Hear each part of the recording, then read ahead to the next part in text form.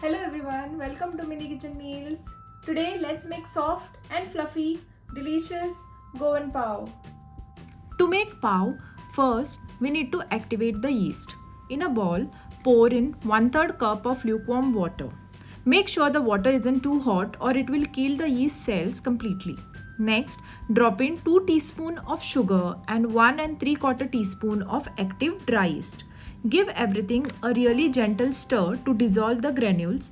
Cover the bowl and let it rest for 5 to 10 minutes until nice and foamy.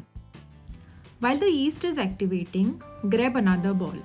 Add 2 cups of flour and 1 teaspoon of salt and gently whisk them together.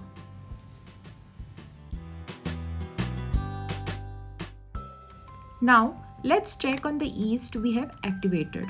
As you can see, it has become super frothy and bubbling, which means it's alive and ready to use. Next, add 2 tablespoons of oil and a 1/4 cup of lukewarm milk directly into the yeast mixture and give it a gentle mix.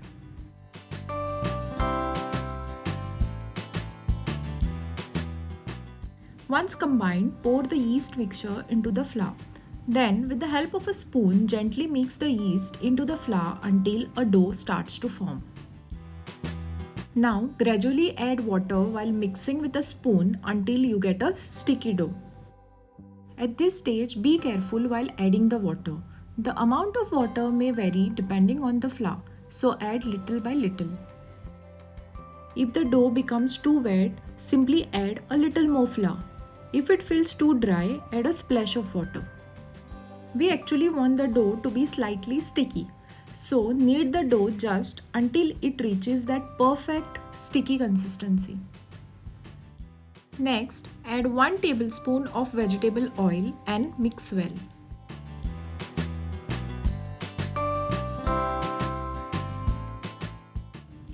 Sprinkle a little flour and knead the dough for a couple of minutes until it no longer sticks to your hands.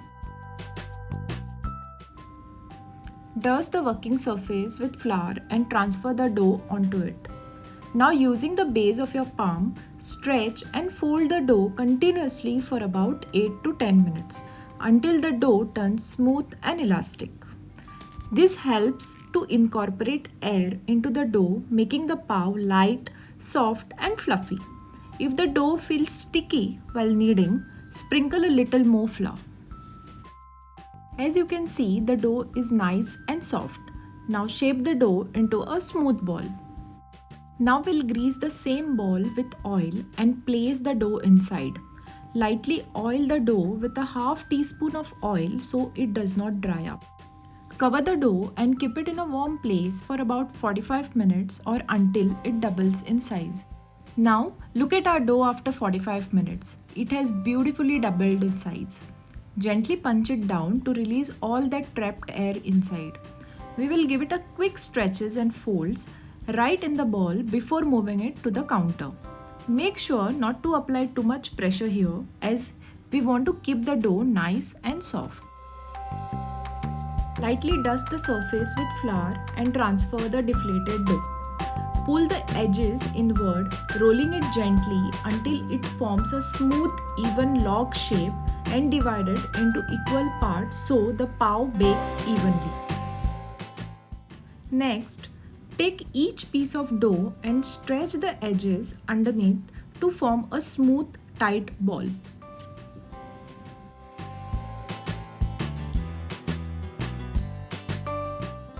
Place parchment paper in air fryer basket and arrange the dough balls, leaving a little space between each one.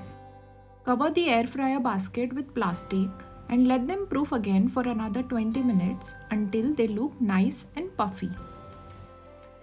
After 20 minutes, the dough balls have risen well, making them fully ready to bake. Air fry at 180 degrees Celsius for 8 to 10 minutes. Once the pav is perfectly baked, carefully remove the basket from the air fryer and glaze them generously with melted butter while they are still hot. Once glazed, leave them to cool completely. And that's it. Soft, fluffy, homemade Goan Pav is ready to enjoy. Pair it with your favorite bhaji, xacuti or your favorite curry. If you enjoyed this recipe, don't forget to like, share and subscribe to Mini Kitchen Meals for more easy and delicious recipes. Let me know in comments if you like this recipe.